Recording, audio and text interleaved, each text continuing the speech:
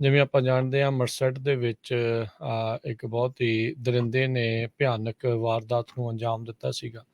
3 October ਨੂੰ ਇੱਕ ਪੂਰੇ ਪਰਿਵਾਰ ਨੂੰ ਕਿਡਨੈਪ ਕੀਤਾ ਤੇ ਫਿਰ ਉਹਨਾਂ ਦੀ ਜਿਹੜੀ ਉਹ ਹੱਤਿਆ ਕਰ ਦਿੱਤੀ। 2 ਦਿਨਾਂ ਬਾਅਦ ਉਹਨਾਂ ਦੀਆਂ ਲਾਸ਼ਾਂ ਜਿਹੜੀਆਂ ਉਹ ਬਰਾਮਦ ਹੋਈਆਂ ਸੀ। ਸੋ ਅੱਜ ਉਸ ਮਾਮਲੇ ਵਿੱਚ ਉਸ ਜਿਹੜੇ ਅਪਰਾਧ ਦਾ ਜਿਹੜਾ ਸਸਪੈਕਟ ਆ ਹਸੂਸ ਮੈਨੂਅਲ ਸਲਗੱਡ ਉਸ ਨੂੰ ਅਦਾਲਤ ਵਿੱਚ ਪੇਸ਼ ਕਰਨਾ ਸੀ। ਪਿਛਲੇ ਕਈ ਦਿਨਾਂ ਤੋਂ ਇਹ ਇਲਾਜ ਦੇ ਵਿੱਚ ਸੀਗਾ, ਜ਼ੇਰੇ ਇਲਾਜ ਸੀਗਾ।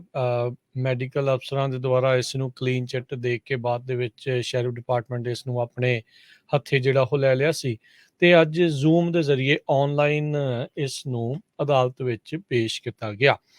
ਕੁਛ ਮਿੰਟ ਹੀ ਜਿਹੜੀ ਇਹ ਕਾਰਵਾਈ ਉੱਦਾਂ ਜਿਹੜੀ ਉਹ ਚੱਲੀ, ਆਲਦੋ ਉੱਥੇ ਪਰਿਵਾਰ ਦੇ ਜੀ ਫੈਮਿਲੀ ਵਾਲੇ ਜਿਹੜੇ ਉਸ ਦੇ ਬਾਹਰ ਮਰਸਡ ਜਿਹੜੇ ਉੱਥੇ ਕੋਰਟ ਆ ਉਸ ਦੇ ਬਾਹਰ ਮੌਜੂਦ ਸੀਗੇ ਤੇ ਉਹਨਾਂ ਨੂੰ ਜਦੋਂ ਜਿਹੜਾ ਹਰਜੋਤ ਸਿੰਘ ਜੀ ਅੰਦਰ ਪੇਸ਼ ਕੀਤਾ ਗਿਆ, ਜਿਹੜੀ ਪਹਿਲੀ ਇਸ ਮਾਮਲੇ ਦੇ ਵਿੱਚ ਫਸਟ ਕੋਰਟ ਅਪੀਅਰੈਂਸ ਸੀ, ਇਸ ਦੇ ਕੋਲ ਉਸ ਟਾਈਮ ਕੋਈ ਵਕੀਲ ਨਹੀਂ ਸੀਗਾ। ਪੂਰੇ ਸੈੱਲ ਦੇ ਵਿੱਚ ਕਹਿੰਦੇ ਇਕੱਲਾ ਹੀ ਸੀਗਾ। ਜ਼ੂਮ ਦੇ ਜ਼ਰੀਏ ਅਦਾਲਤ ਦੇ ਵਿੱਚ ਮੋਹਰੇ ਜੱਜ ਦੇ ਮੋਹਰੇ ਜਿਹੜਾ ਇਸ ਨੂੰ ਪੇਸ਼ ਕੀਤਾ ਗਿਆ ਸੀ। ਇਸ ਨੂੰ ਪੁੱਛਿਆ ਗਿਆ ਵੀ ਤੈਨੂੰ ਹੋਰ ਕਿੰਨਾ ਕੁ ਵਕਤ ਜਿਹੜਾ ਉਹ ਚਾਹੀਦਾ ਆ ਆਪਣਾ ਵਕੀਲ ਕਰਨ ਦੇ ਲਈ। ਇਸਨੇ ਕੁਛ ਮਹੀਨਿਆਂ ਦੀ ਮੋਹਲਤ ਮੰਗੀ।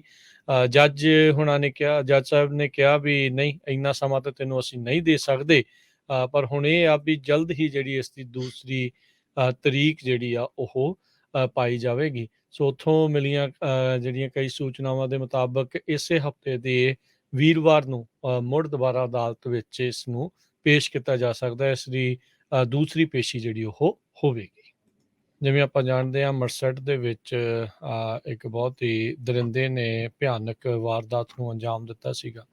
3 ਅਕਤੂਬਰ ਨੂੰ ਇੱਕ ਪੂਰੇ ਪਰਿਵਾਰ ਨੂੰ ਕਿਡਨੈਪ ਕੀਤਾ ਤੇ ਫਿਰ ਉਹਨਾਂ ਦੀ ਜਿਹੜੀ ਉਹ ਹੱਤਿਆ ਕਰ ਦਿੱਤੀ। 2 ਦਿਨਾਂ ਬਾਅਦ ਉਹਨਾਂ ਦੀਆਂ ਲਾਸ਼ਾਂ ਜਿਹੜੀਆਂ ਉਹ ਬਰਾਮਦ ਹੋਈਆਂ ਸੀ।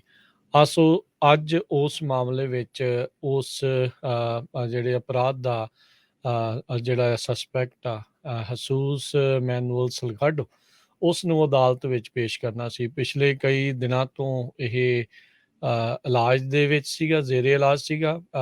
ਮੈਡੀਕਲ ਅਫਸਰਾਂ ਦੇ ਦੁਆਰਾ ਇਸ ਨੂੰ ਕਲੀਨ ਚਿੱਟ ਦੇ ਕੇ ਬਾਅਦ ਦੇ ਵਿੱਚ ਸ਼ੈਰਿਫ ਡਿਪਾਰਟਮੈਂਟ ਇਸ ਨੂੰ ਆਪਣੇ ਹੱਥੇ ਜਿਹੜਾ ਉਹ ਲੈ ਲਿਆ ਸੀ ਤੇ ਅੱਜ ਜ਼ੂਮ ਦੇ ਜ਼ਰੀਏ ਆਨਲਾਈਨ ਇਸ ਨੂੰ ਅਦਾਲਤ ਵਿੱਚ ਪੇਸ਼ ਕੀਤਾ ਗਿਆ।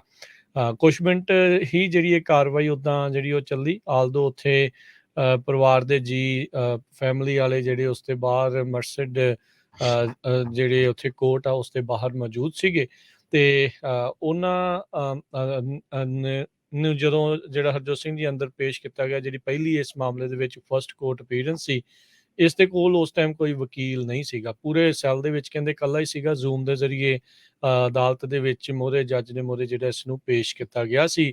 ਇਸ ਨੂੰ ਪੁੱਛਿਆ ਗਿਆ ਵੀ ਤੈਨੂੰ ਹੋਰ ਕਿੰਨਾ ਕੁ ਵਕਤ ਜਿਹੜਾ ਉਹ ਚਾਹੀਦਾ ਆ ਆਪਣਾ ਵਕੀਲ ਕਰਨ ਦੇ ਲਈ। ਇਸਨੇ ਕੁਛ ਮਹੀਨਿਆਂ ਦੀ ਮੋਹਲਤ ਮੰਗੀ।